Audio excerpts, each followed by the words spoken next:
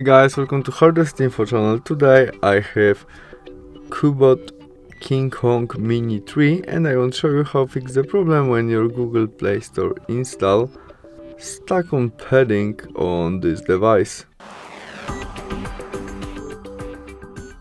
As you have the same problem, you can't download anything, you have this notification when you try search something on install. We must go back to the Google our menu and tap on Settings application, where we scroll down to the System selection and there, Date and Time. As you can see, now we have set time automatically is off. To fix our problem we need to change it. For first function, use network provided time, and we can go back and try search something and it would work.